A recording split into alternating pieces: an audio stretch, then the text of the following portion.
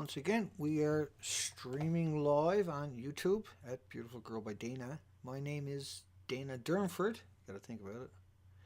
And the picture you're looking at ahead of you is Building 4. She's a pretty one, eh? Get some curtains. Yeah. Home sweet home. 10, 12,000 Rankins. No good, I'm radiation man. And radiation can only hurt somebody else. It can't hurt you. Because you're immune to radiation all around this planet, except for... Hang on. Yeah, and my voice is matching up with my mouth. Haha. No picture again tonight. It's probably going to be a while before we actually get the video working. Because we got this working, and this is actually important. Now, that fuel pool, that's number 4. She's a pretty one too. And let me see what we got on number 4. I got some stuff for number 4 just to break it down to get people acclimated to all of this. This building is like this for 1160 days plus. And does that look like it's in really good shape to you? Does it look like you know you can throw some seats and desk and a few other things in there and pull the starting cord and everything's good on the little reactor? Yeah? Of course not.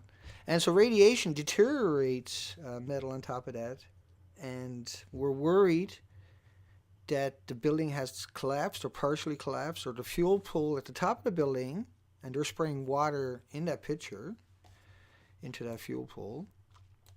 They're not doing it for something to do. They're doing it because they're terrified that that thing is going to go boom. Now, it already went boom, and I mean boom, several different times. And so, the video I got down below, and I'm going to jump on that and let that play here in a second, and then say hi to a few people. And let's get that video.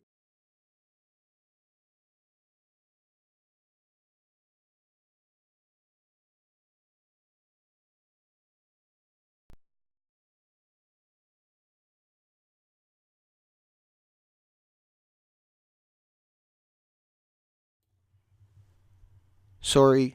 Now that's condensed 8 and then 16 times. So it was 8 and then doubled.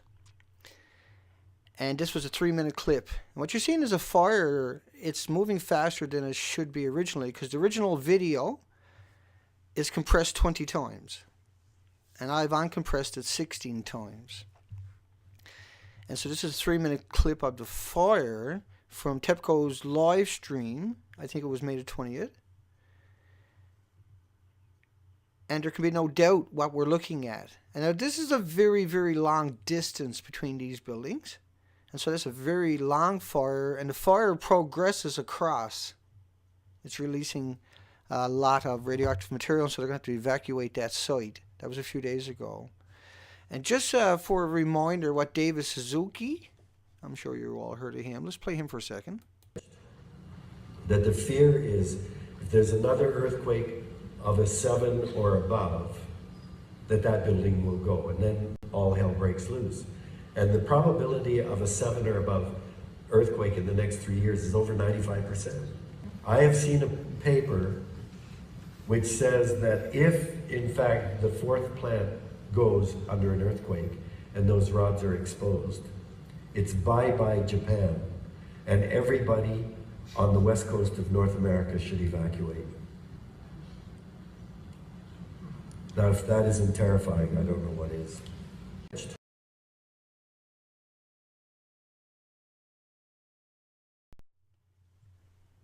And so if that's not terrifying, I don't know what is. This is what he's talking about. If that building goes, now that building, a piece of it could have crumbled, right? You remember what the building looks like? Hang on. That's what it looks like up close in daytime.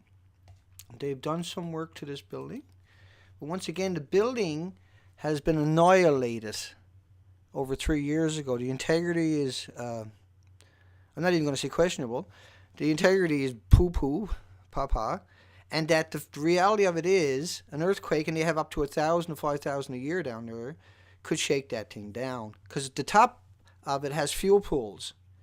And they took all the rods and the assemblies. There's 80 rods in assembly, and there was at least 3,450 assemblies from the reactor put up in that fuel pool and still sitting there allegedly. But obviously the building detonated, and obviously the building, and we got the headlines. We showed you the clips of MIT, of Stanford, of Harvard, saying they're all destroyed, and here's a picture. And now the trick was they got to get them out of the fuel pool, and if they touch each other or anything else, they're liable to blow up the place. And that's the fuel pool. Now, do you think they could have had a kaboom? Because we do. And the video that's coming up here now, and I'm going to come over and say hi to a few people and let that play. That's clipped out. That's a 16, it's uncompressed 16 times instead of 20. They compressed it 20 times. So it was an hour video compressed to 3 minutes, and I uncompressed it to 48 or 40 something minutes. I can't remember now. And Lori Reedman posted a video up there today of the rad count. And let's jump down to that. And he's going to talk. There's another guy who was inspired by her video, and I was inspired by his video, and I went over and seen her video, and I see Mrs. Milky liked it. And here we are. So let's play that for a few moments. Hello everyone, Mr. Faith in Physics here. This is a special report. I got notified by a friend of mine, Lori, that put this up. Apparently there's no longer any question about the unit number 4 catching fire. Kevin, you're vindicated. Here's what we should normally see as background radiation. Here you can see 14 counts. Generally, if you look at some of the other, our average is about 30 to 60, depending on if you're up higher in altitude, you can get up in higher radiation counts. But here's what we're seeing right now, 239. It's way, way high. 299. There's 27. Now it looks like it came through a swath here, but it's already reached all the way over to where we are now. And so what you're seeing was an increase of radiation after Unit 4, after the fire you're looking at, recorded in North America. Now the jet streams travel, say at 100 miles an hour. And if they travel at 100 miles an hour, of course, it's going to take 2,400 miles every day, 24 hours at 100 miles an hour. And 3 days later, they're well on to your continent, 4 and 5, which is what you're looking at now, a modeling of a release from Unit 2 at Fukushima originally when it happened. Now Unit 2, this was a modeling from a venting of this building here. And this building, I'm going to come down, I know I said this 3 times already, I'm going to come back down and say hi to everybody. But that's Unit 2, and there was 4 reactors down there. Let me hit that right fast, and then I'll come say hi. This is Unit 1, it blew its top, detonated, it's a 100% meltdown. That's Unit 3, I showed you Unit 2, I'll get back to Unit 2. There's Unit 2 in order, and here's Unit 3 coming up. That had max fuel. Obviously, the top 6, 7, 8 stories are missing. These were 10-story buildings. And this is Unit 4. And this is a shot of all 4 of them. And this is a shot coming up of all 4 of them with a heat signature and the detonations of, I think that was Unit 1 detonation you're looking at, but it's applicable to all of them. They all detonated with hydrogen explosions. Let me come over and say hi to a few people. I actually got another idea here, so I don't forget when I start. Here we go. Hi Don, Lunar, Kerry. We're live streaming in British Columbia, Canada around 8 p.m. It's been a rough couple of weeks, and hopefully we'll get back on track shortly. Patrick, Tinfoil Hatter, Nuts for Art. Hey bud. Grandma Goldie, hi. And Amthirst, 100 Hounds, Lori again, and Eric. And I don't know what I got going on here. Everything is rolling. Sylvia, Nip Killer, David, Yulsit. I'm just trying to make sure I say hi. Starlight, War Profiteer, Mr. I Can See. And hi, Kate. Yeah, the volume's low? Yeah.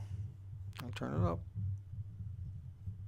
Hang on, it's going to get a little noisy. Check. That's a bit louder. Well, what happened is I got an echo, so I got my headphone turned down. Good one. Thanks, Kate. And Kate's got a chat room down below, Fukushima Hounds, and there's a link below to that. And it's independent of me, and there's lots going on. It's a spot to learn and hang out with like-minded people. Maybe I'll move closer to the mic on top of everything. Oi, yo man. Hi, yo man. Solo Dog, and let's get rolling again. Mickey, and anybody else? Kevin, Diver Dude, Tracy, Irina, Michael. Yeah, see, I'm getting it. Diver Dude, Missing Sky. Miss Milky will probably be along, or if she's not already here. Original Punisher. And I got I got a couple of clips that I just grabbed from Miss Milky before I came online. And it was Chris Harris, I think it was. He was talking about Unit 4. Just listen to this. They're storing on-site containers that have methane building up that can create an explosion.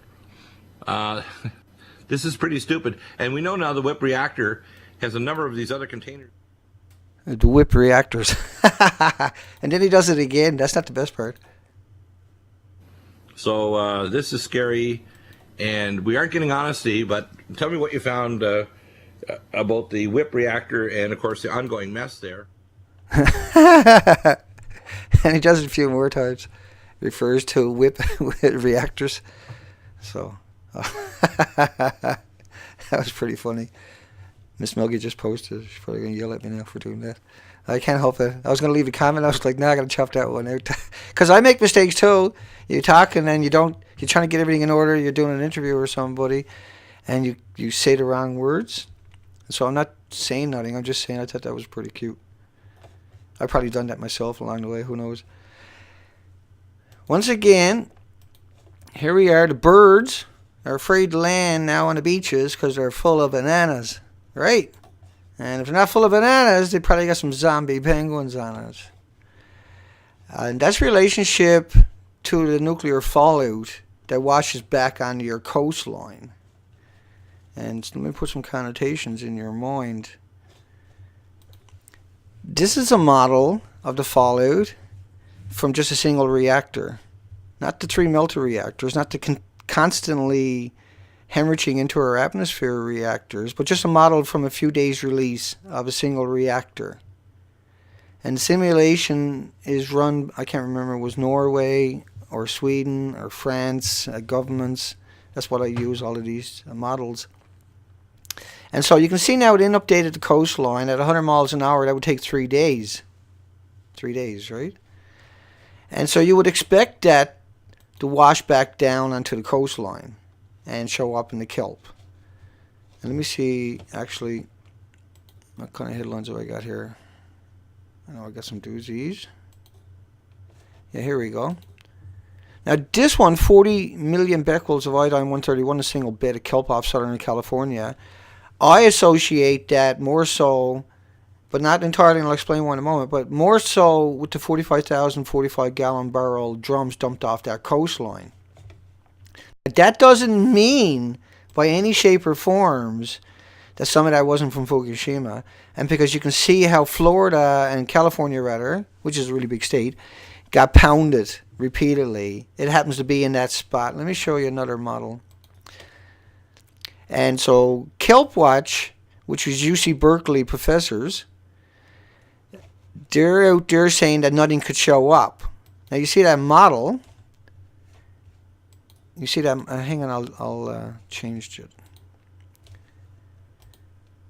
And so you can see the model how that smacks right into California, but it also envelops the entire, blankets the entire North America, and quite a bit now heads down to South America, down to the Atlantic. Right? You can see once it gets in circles around, it spins back out.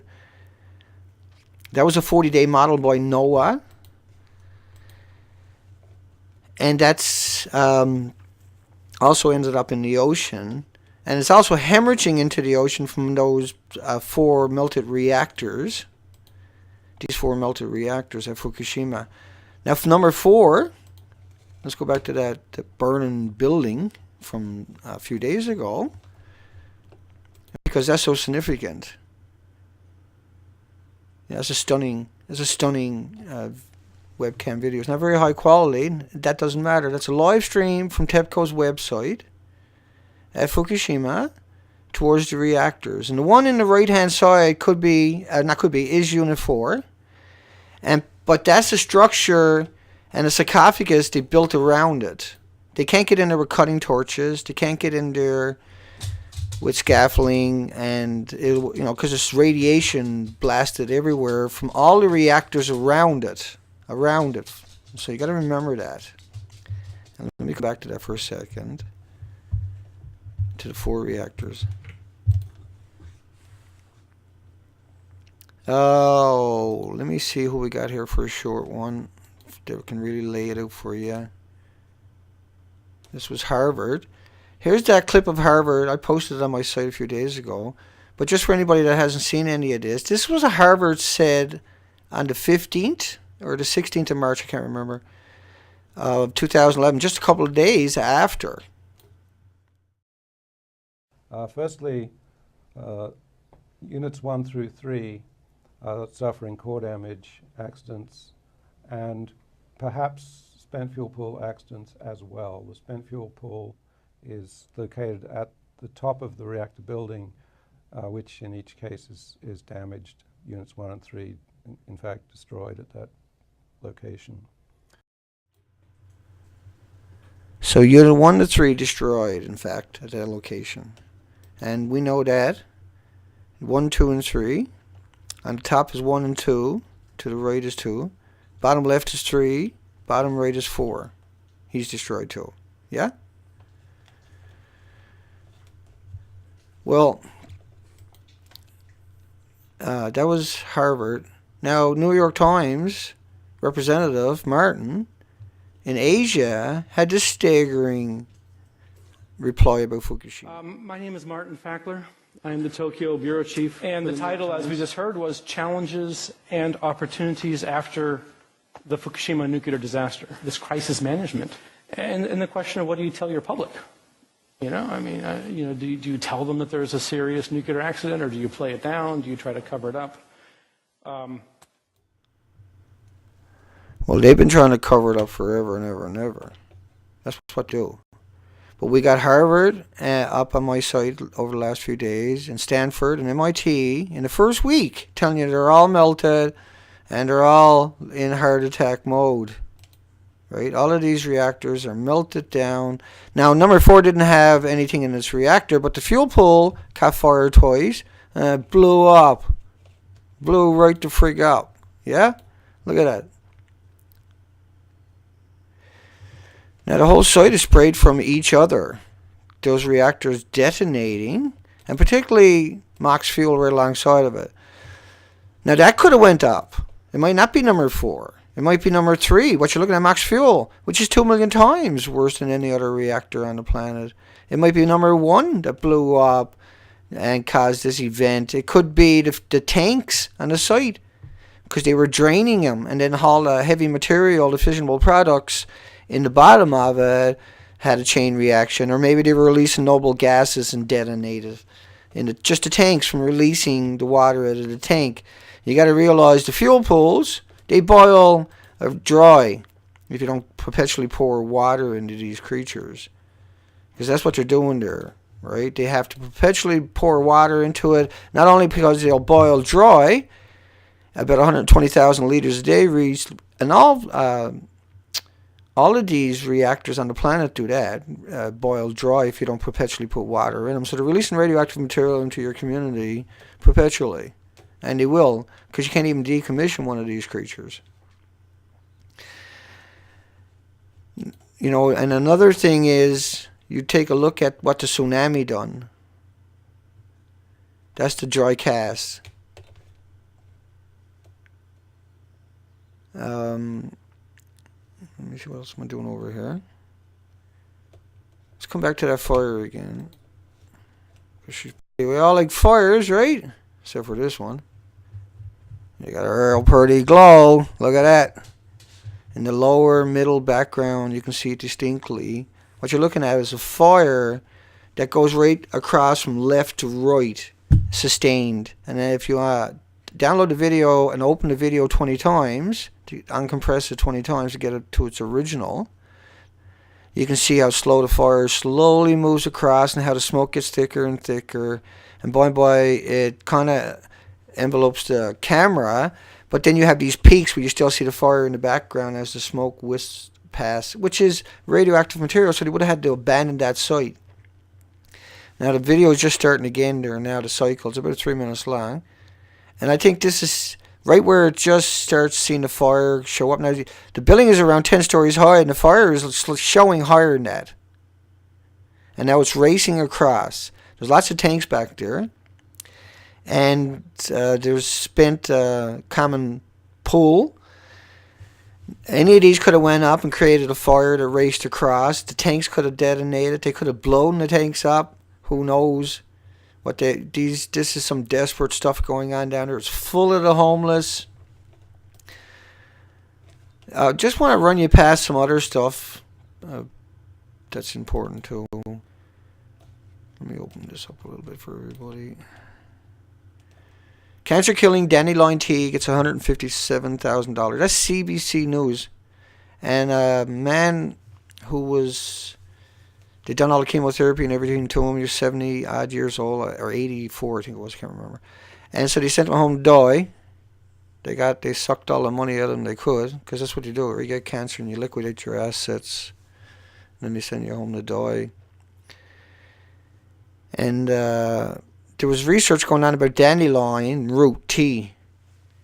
And so he was drinking it, and he got rid of all the cancer in his body, and that was associated with the dandelion root tea. Another one for cancer, a really important one for everybody, is ginger destroys cancer more effectively than drugs. Think about that one.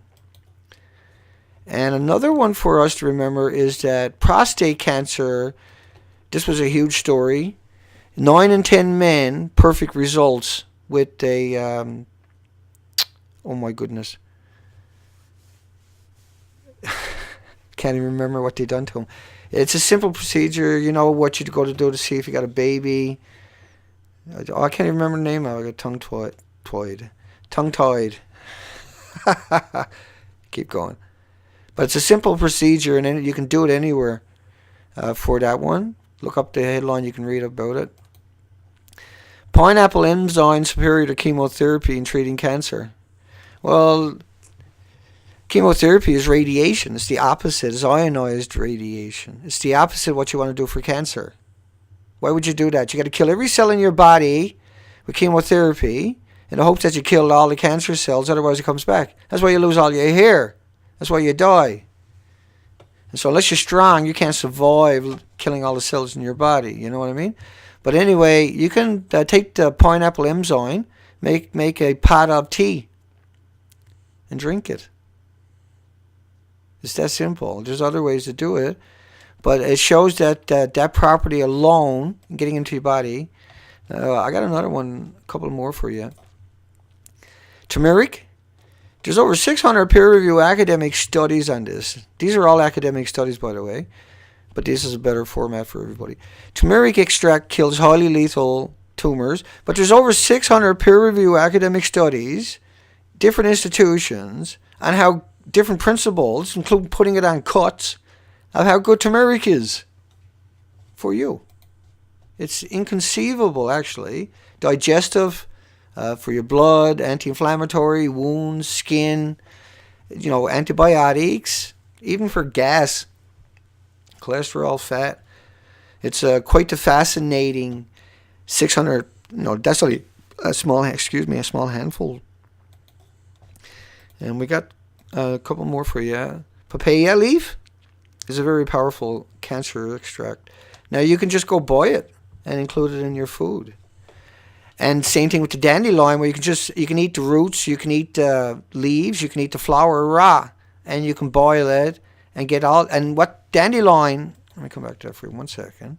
Dandelion has every mineral, micro, macro, nutrient your body ever craved, never needs, never will need, whatever the hell that word is. But these are really cool stuff. And I got a lot more that I got to import in, but I got so much imported in order for me to get another picture, and I got to scroll through everything I imported and then go looking for it. Now, I'm going to break away for 3 minutes, and I'm going to play you the DCA clip again, because that's extraordinarily important. And I actually went today and got DCA. Got $100 worth of DCA in just the powder form, pharmaceutical strength, from a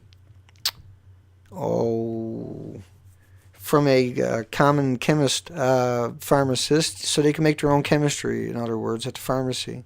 So I got a lab at the pharmacy. And they had DCA in stock. And so for $100, I got eighth of a teaspoonful level, 3 times a day, half a glass of water each time. That's enough for 3 or 4 months. Now, this study I'm going to show you will explain what I'm talking to about with the DCA, and I'll break away and let that play out, because that's... I'm going to turn off the microphone so you don't hear me drinking tea in the background. Here we go.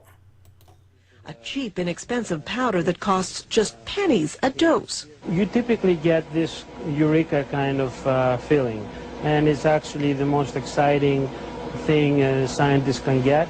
The drug, called DCA in short, has been used for decades in humans with some rare inherited diseases. When he added it to the water of mice and rats given human cancers, the results surprised him. And has this big tumor growing in his back. So you can see that even after 3 weeks there is a significant, or 70% decrease in tumor size. It shrunk brain, breast, and lung tumors in the animals in a matter of weeks, and the drug had no side effects, confirmed by tests of DCA in humans for other diseases. This kind of results, to my mind, are as good as it gets. And it seems to work by reviving the energy-producing components of human cells, allowing the cells to work normally again, triggering cancerous cells to commit suicide. Scientists agree that DCA now needs to be tested quickly in human cancer patients.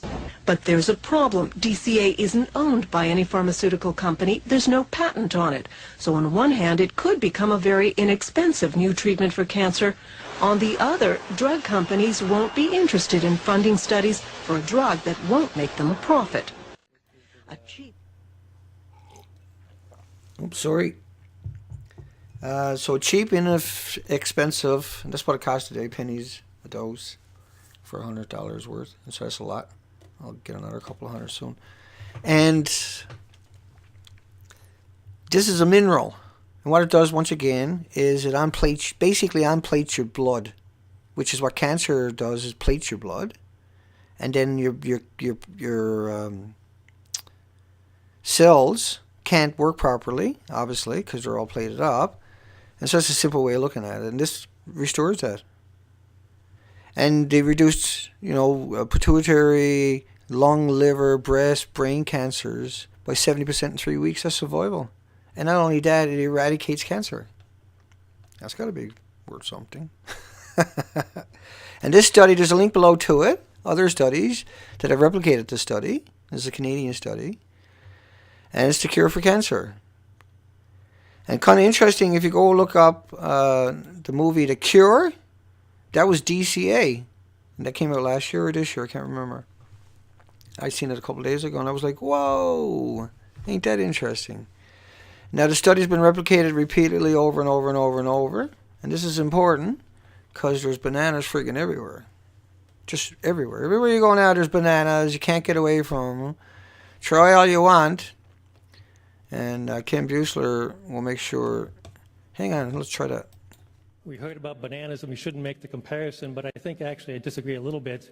If we look at the radioactivity and the response, these are beta emitters that have similar energies, and so we actually can make some comparisons. But the point here on this slide is that there's much smaller amounts of radiation in the ocean that we can measure.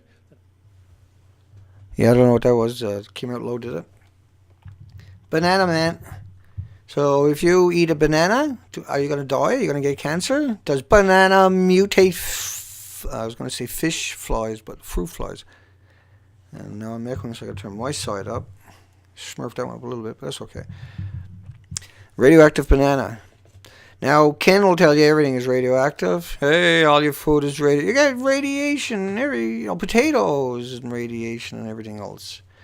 They really do. Bananas and potatoes is their favorite, and food and dental X-rays. And let me see, walking in sunshine. Did I mention potatoes? Yeah, potatoes. They love potatoes. They're the most radioactive food you can eat. Will it give you cancer? Of course it won't. Drinking water, 7,400 becquerels in that glass of water in the bottom right-hand corner. Potassium 40. Is that going to give you cancer? No. How come? Because it's homeostasis like everything else. And you can't get any more. Now, for walking in the sunshine, that's radiant from the sunshine. Everything on the planet gets sunshine. How the frig does sunshine get into this equation, I wonder? Now, the dental X-ray, you got your X-ray and you walk away. That's the end of it. Now, if you got cesium in your banana, though, or cesium in the ear when you're walking, or cesium in those potatoes, cesium in your drinking water, you accumulate it. And so instead of your body regulating potassium 40, which is that's all it can do anyway, it can't regulate cesium, so it becomes cumulative in your body. And so it grows into tumors, and the different types of isotopes will give you different tumors, right? Yeah? And that's why I gave you the cancer-killing dandelion routine here tonight, so that you don't forget that. Because all of that stuff is really, really important. That's why I got it for you. Let me keep going. What we got going on here? Let's bring in somebody else here. Oh, yeah. Back to number 4. And I'm trying to make light of it. I shouldn't, I guess. This is Unit 4. Unit 4 had a detonation. Anybody want to argue that point? Anybody want to scrap over those observations? I suppose if you put a tarp over it and hung up a curtain, a few air scent chummies and a bucket to go poop in, and what else? I don't want to be the person going through with a broom getting all that radioactive chunks out of the way. But yeah, it still looks pretty good. You can salvage that, right? There's no chance that's going to fall down to have an earthquake, is it? We're all being just a little bit, come on, Dana, Fukushima. They got the homeless in there.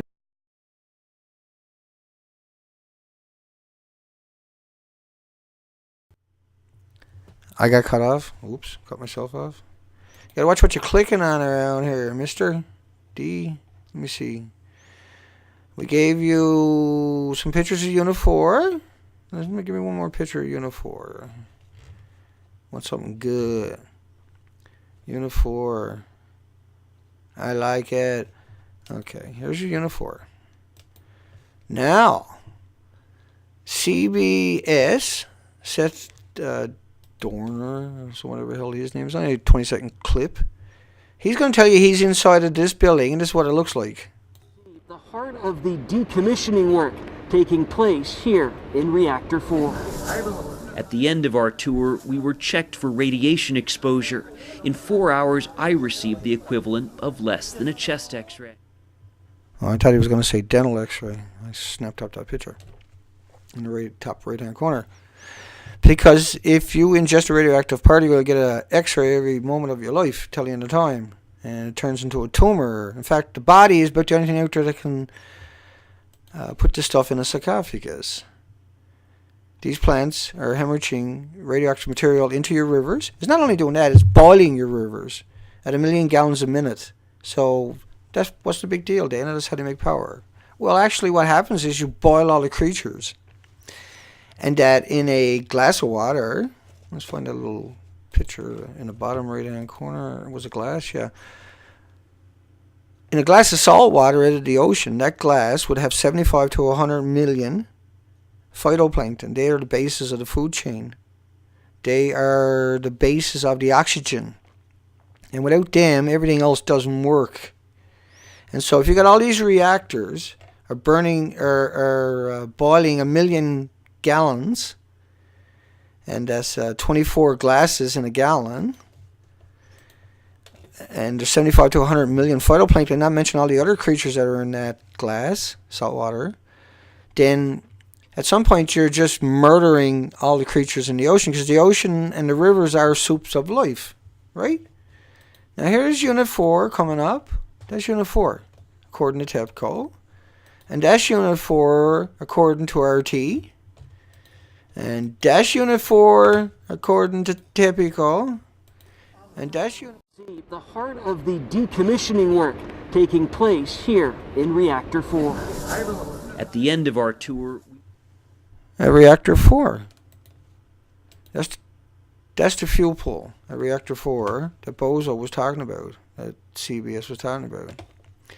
And so they'd been rolling this out for a couple of months because he knew the buildings are unstable and they might tip down. That was going to be their cover story, right?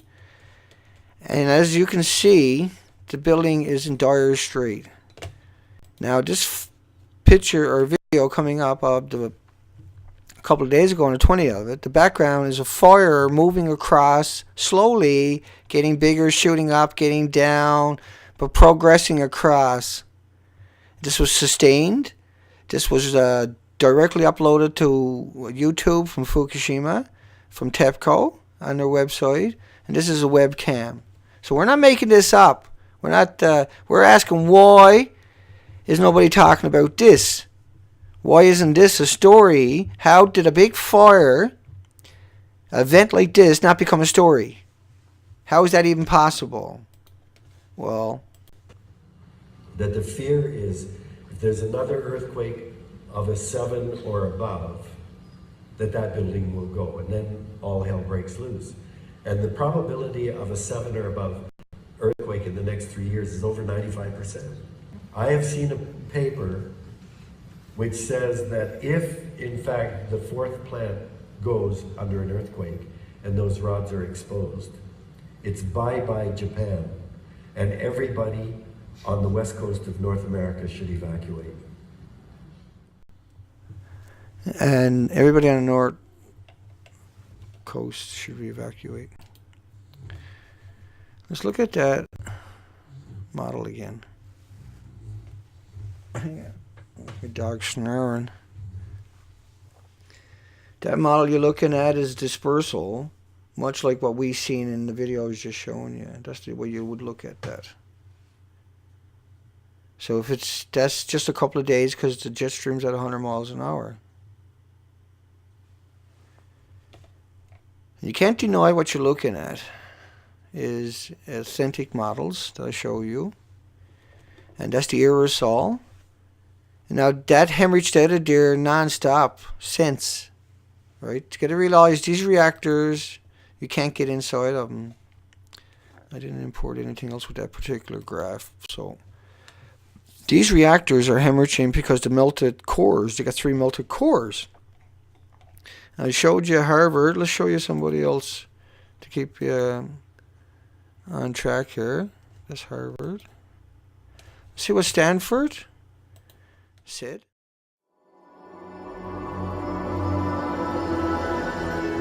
Stanford University. We're very, very lucky today to have 2 real experts on this topic. The first is Matthew Wald from the New York Times. Although it's a mess to try to cope with a meltdown, or 3 meltdowns in the spent fuel pool right after a tsunami. So that was April 11, 2011. That was 30 days after from Stanford. So you've seen Harvard and Stanford. And the videos are up on my site in those little clips. So you can download them and send them to somebody. So they would be able to digest it because it's coming from somebody that are a prestigious institution, so to speak, right? Well, Fukushima, the reactors at Fukushima were 3 times bigger than Chernobyl. You're looking at Chernobyl. The reactors at Chernobyl were 1/3 the size of Fukushima. It was a 30% meltdown. Those guys on the roof, they're getting around 10,000 Rankins. 500 will kill you within a couple of weeks. These guys will most likely die within a short period of time. There's a video down below about Fukushima or Chernobyl. And Fukushima is 100% meltdowns. Chernobyl, what did I say that time? Anyway, let's start again. Fukushima was 3 100% meltdowns, and Chernobyl was what you're looking at, was a 30% meltdown. It was 1/3 the size of any of the reactors at Fukushima. Now you see that helicopter? 600 helicopters pilots died. All the helicopter pilots died of radiation poisoning. And what they're doing there is dropping regions, aggregates for radiation to grab onto it and weigh it back down. And Fukushima is, when you take into consideration, in particular consideration, Unit 3 at Fukushima, right alongside of Unit 4, this was a max fuel. This was 2 million times worse than any other reactor on the planet. And that makes it 18 million times worse than Chernobyl, which you have heard all your life. Well, not all your life, but... And Unit 3, this one here, is right alongside of Building 4. Building 4 in the bottom right-hand corner, and Unit 3 right alongside of it in the bottom. And all these reactors right alongside of each other. Any of these could have set off the other reactor, set off other things, or just one of them alone causing a detonation because of the melted cores. We don't have any precedents. The precedents we got for this stuff is Chernobyl. And so I got lots, endless on that. Endless. Once again, what was it? C-SPAN. That was on the 15th of March, 4 days after. And let me play that clip for everybody. Here's what the NRC, the Nuclear Regulatory, had to say to the Senate. But they prodded them quite a bit. So I fooled around a little bit. But anyway, it's a short little video.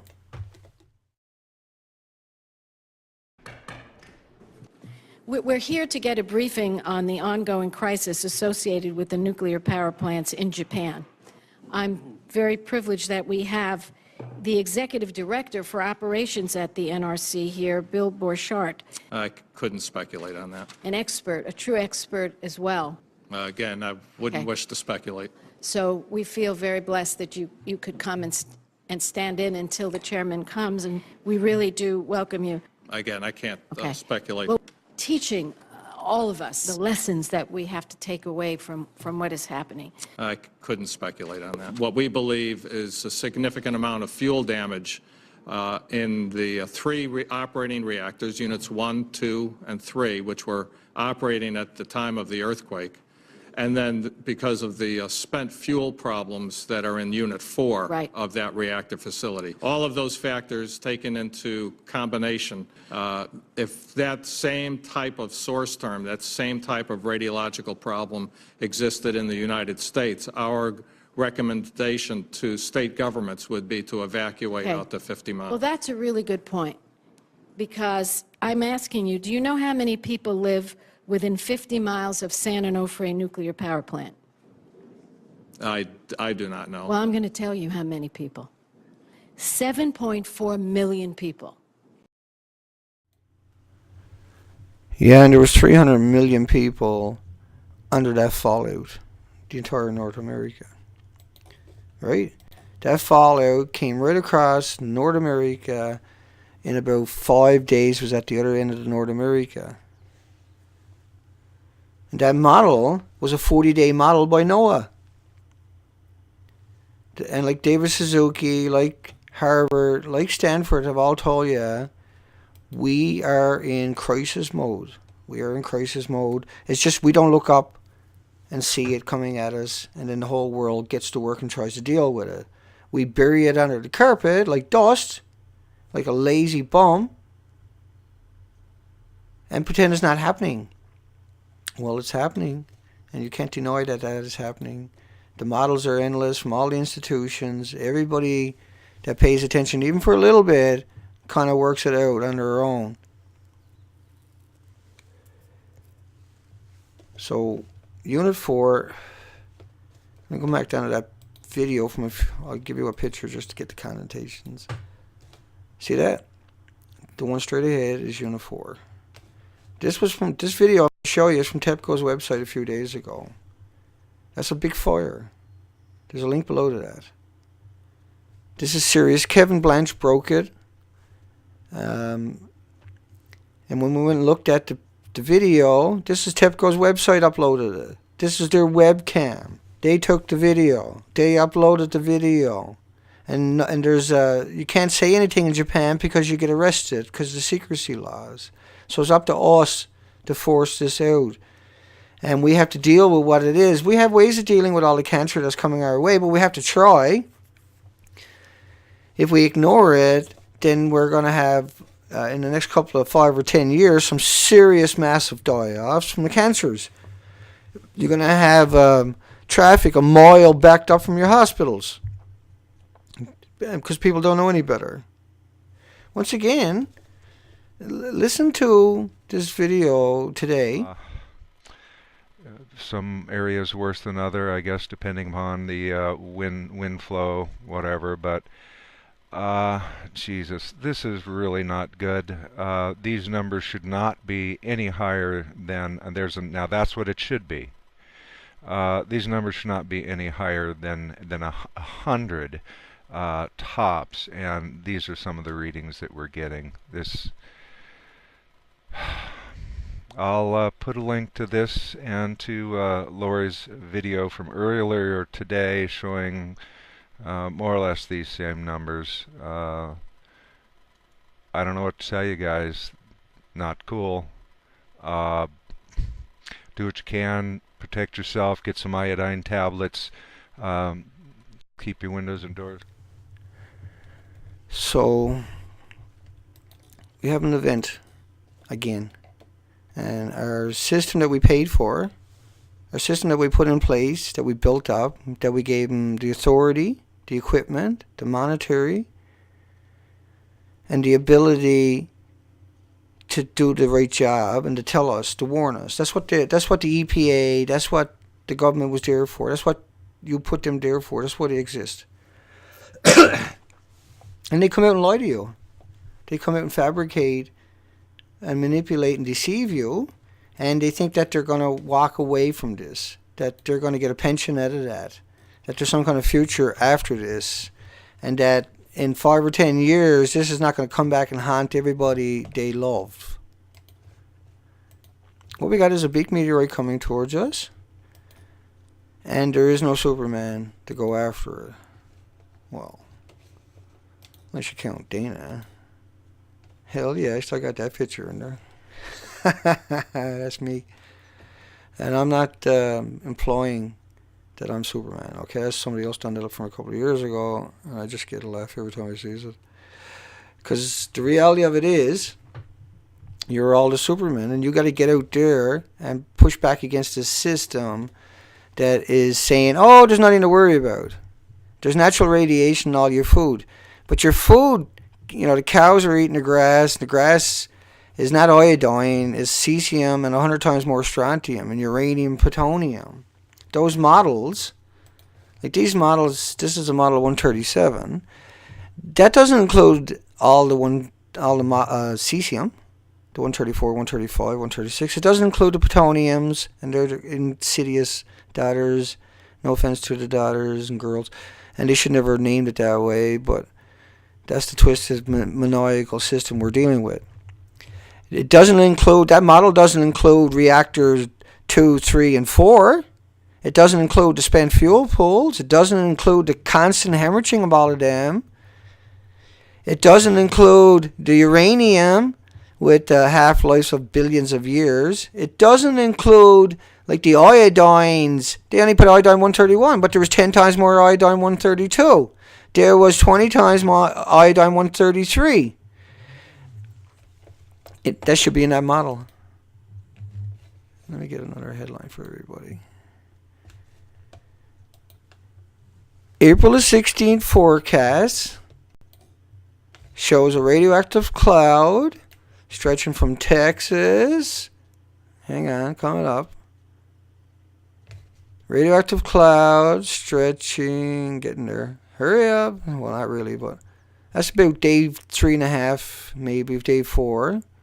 That's slamming into North America. And it's based off a small release. And so what we're talking about tonight could easily be the same kind of release. That's a video, and you can find links below to that video. And here's again is David Suzuki talking about Unit 4, which is what we're talking about. Now, if that isn't terrifying, I don't know what is. That the fear is, if there's another earthquake of a 7 or above, that building will go, and then all hell breaks loose. And the probability of a 7 or above earthquake in the next 3 years is over 95%. I have seen. Now, I'll come back to that 1 second, but that's what he's talking about. If you have an earthquake, that building could shake apart. Can you envision that happening? Or do you think that building is perfect and stable and that we're all cuckoo and we're worried about Jack because that building is fine?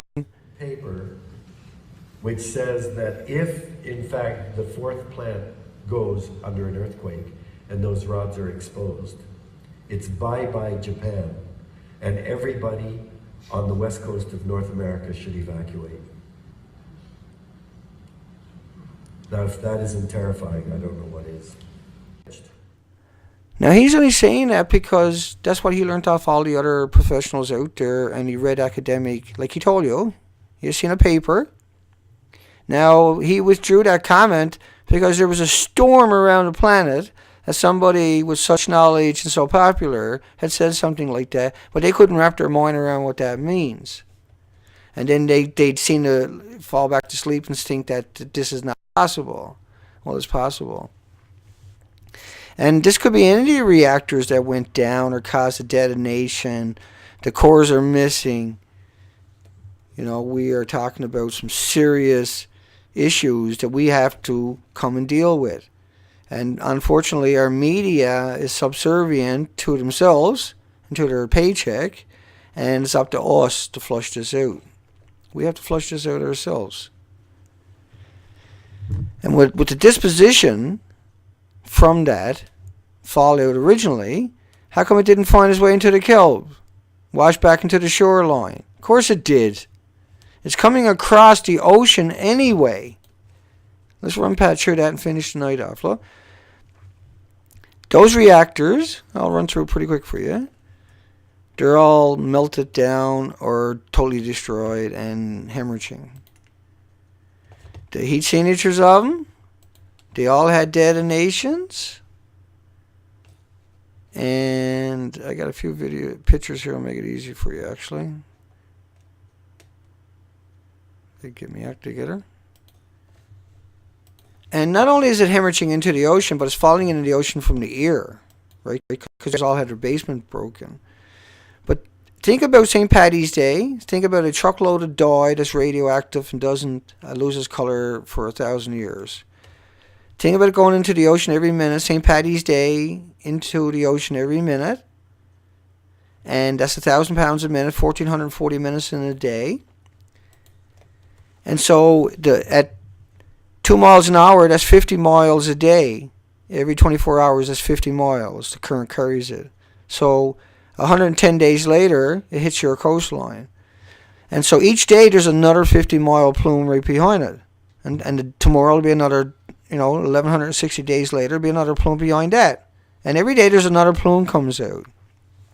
And the radiation doesn't salute with water and just turn to fairy dust. It gets carried with the water. It salutes with the water, the cesium, but you got to realize that there was much more going on there besides that. It wasn't just cesium.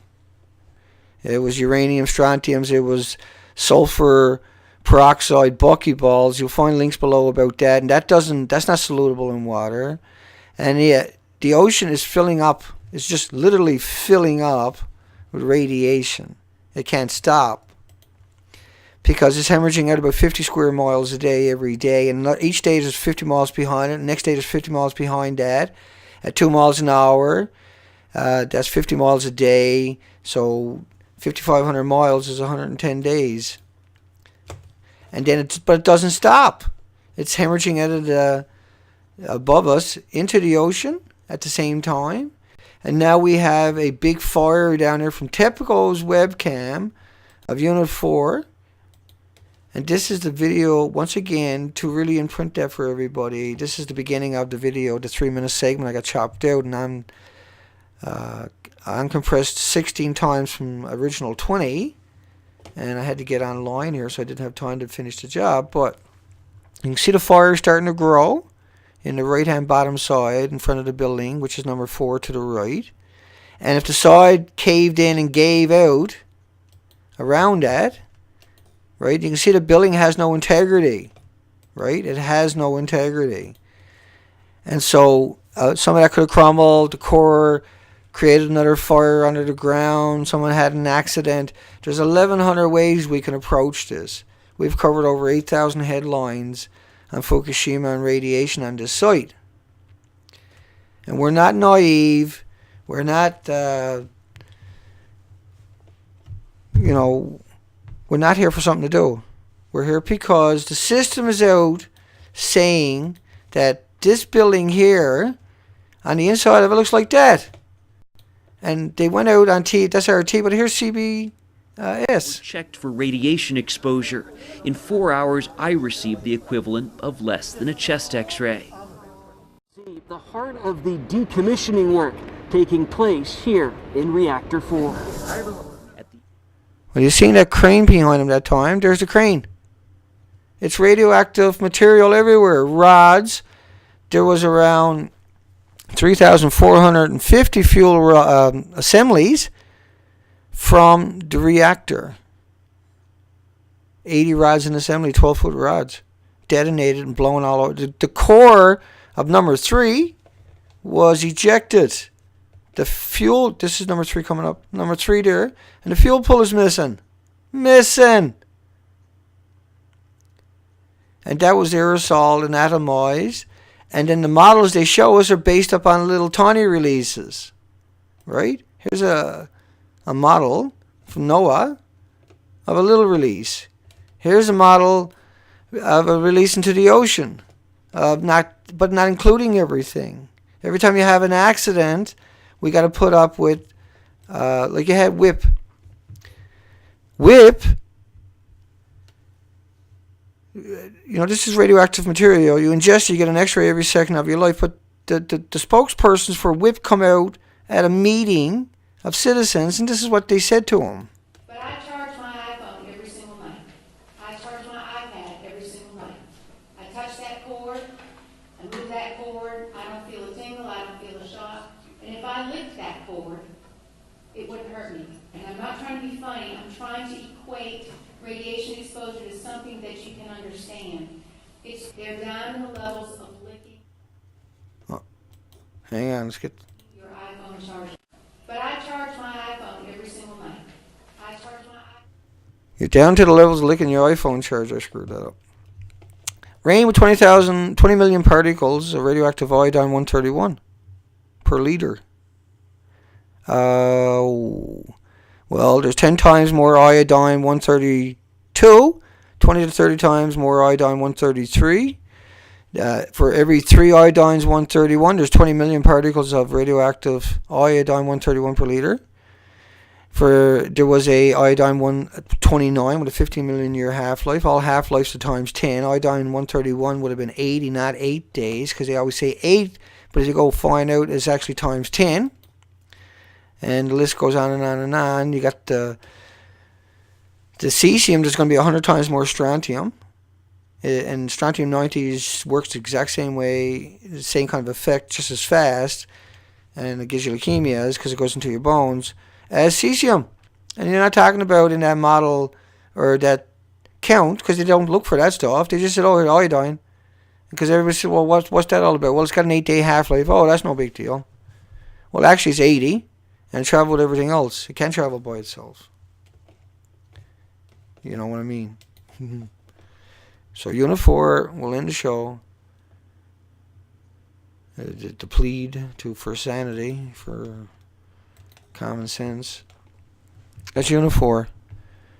All you needed was an earthquake, and all the fuel pools on the upstairs, right? Because the building's unstable. It's unstable anyway. It's got all that weight up in it. It's got liquefaction all around it from perpetually pouring water on it. The water is running out into the ocean perpetually on top of that. 4,800 tons a day. That's why I showed you the St. Paddy's Day I do it so much sometimes I don't pay attention to what I'm saying in the pictures, and because this is new. They've been out for the last couple of months showing us pictures of Dad, saying the roof looks like Dad inside of that. And you can't get in there because it looks like that. You can't get in any of these places and get to work. You're not going to see anybody in there with scaffolds or cutting torches. Again, I keep making sure everybody gets a really, if you've never seen these videos before, you got a good handle on what they're claiming is impossible. And what's going on is a genocide. And we look at the tuna and as if they're the tell-all, when the rain and the disposition washes back down to your coastlines. That's where we should be looking. And we should be looking at the marine life along the shoreline in the shallow water, because all that stuff coming across is smacking in and getting liberated. And then you got all the rain washing everything, sediment and radioactive particles, hot particles, back to the coastline. And so that's where we should be looking. We should be down on the coastline looking for that stuff. Not looking at tunas that swam through a ledge plume when the plumes never stopped coming out of there. The plumes might never stop coming out of there. And we're seeing an absolute frightening thing with life in the Pacific Ocean. Probably got nothing to do with beach full of bananas, but you never know. Okay, let's come in. I'll say goodnight to everybody. Our little banana beach. Gotta like it.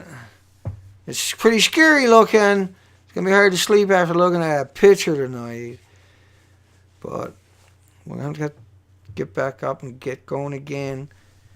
Get back into the mode, because we can't determine, if there's going to be a future. And the reason we're saying that is because nobody's trying to stop this, only the homeless. And that's not the people that should be doing this job. Is that the people that should be doing the job, the homeless? Because that's what they're doing at Fukushima. They're bringing the homeless in there. And just remember that at Chernobyl, they brought in 600,000 conscripted soldiers and 400,000 other people. Tens of thousands of those were miners. And they went up on the roof for 15 seconds, and then they went home. 600 pilots died flying helicopters to do the job. We're sending in the homeless at Fukushima and turning our backs and watching celebrities, pop stars, stupid media like CNN, BBC, Fox News, RT, CBS, New York Times and places like that, which are blatant, outrageous, idiotic lawyers. They're idiotic because their children, their loved ones, and everybody else is going to be affected by this too. Nobody gets to escape this because we won't try to deal with it. And so, if you're just joining the stream, go back and watch this stream. Because in this stream, we got a whole bunch of other cancer cures, peer-reviewed studies, and you need to know that stuff. Because you can't depend on the system to help you. All the system does is lie, manipulate, deceive, and fabricate, and employ that insignificant, stupid, everyday, indigenous background radiation is toxic. If it was, why were there people on the beach for? They'd be gone right now, right? If those bananas were dangerous, they wouldn't be on that beach. It's like a cartoon. You can't do it because you really actually get hurt, but you can because it's a cartoon. And so the world we live in is like a cartoon. Here we go. We'll say goodnight to everybody. Shining home, Stacy Anderson. Hi, Stacy. Checks and balances. Lunar. War Profiteer. Night Rider. Mickey Smith. There's Steve Myers out there. He's working really hard at everything too, folks. And I still haven't got his link below the site. I'm a dummy. I'll try to rectify that. And Diver Dude, Sylvia, Lori, Mr. I Can See. And let me see if I can say hi to a few people before we say goodnight. Lori, once again. James. That's where Amters, Ice 9, Annabeck. Mickey, again. Jake, Ketcher, Alex Smith, Grandma Goldie, Daniel, We got Adam, Piano 2 Precious, and there we go. So we'll be catch you guys later. I messed up here tonight, so my computer just tried to go to sleep on me. That's why I was sounding a little odd. We'll catch you folks tomorrow night. Good night, John, Don B, Lee, Mr. I Can See Mervyn, Radioactive Bananas, Stacy, Nep Killer, everybody, Jake, Adam, Mass Sterilization. Unifor is not, we can't turn our back on this one. We got to find out what happened 100% down there. They have that country under siege and martial law. It's up to us to help 40 odd million or more Japanese people be free from this tyrannical, disgusting, filthy, parasitic government that has turned their back on their own and their own loved ones. Take care, folks.